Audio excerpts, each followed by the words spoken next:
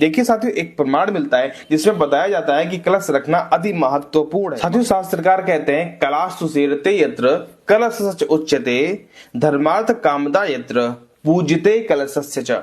साथियों, इस प्रमाण में आपको बताया गया कि कोई भी धार्मिक अनुष्ठान हो, छोटा हो या फिर बड़ा हो, प्रत्येक धार्मिक अनुष्ठान में कलश की स्थापना अति आवश्यक मानी जाती है। कलश में वरुण का वास होता है, कलश की स्थापना अत्यधिक आवश्यक होती है, ऐसा इसमें बताया गया। कोई भी छोटा अनुष्ठान हो, आप सत्यनारायण की कथा सुन रहे हैं तो भी आपको कलश का स्थापन करना पड़ेगा। आप कोई बड़ा अनुष्ठान कर रहे हैं उसमें भी कलश का स्थापन करना पड़ेगा, करना चाहिए यदि आप कर सकते हैं तो इसमें भी आपको समझना चाहिए नवरात्र में भी कि यदि आप रख सकते हैं, सामर्थ्यवान है, तो आपको घट स्थापना जरूर करना चाहिए। नहीं करते तो कोई नुकसान नहीं बताया गया, रखना चाहिए इसलिए क्योंकि आपका अनुष्ठान जो है वो अच्छे से संपूर्ण हो।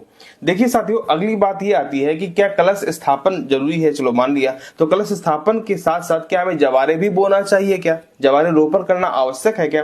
तो देखिए साथियों, कलश हो या फिर अखंड दीपक हो, इनको कभी साक्षात भूमि पर नहीं रखना चाहिए। कलश को यदि आप जवारे नहीं बोना चाहते हैं तो आप अष्टदल बना लीजिए, चावल से अष्टदल बनता है, आप अष्टदल बना करके भी उसके ऊपर कलश स्थापित कर सकते हैं यदि आप जवारे नहीं बोना चाहते।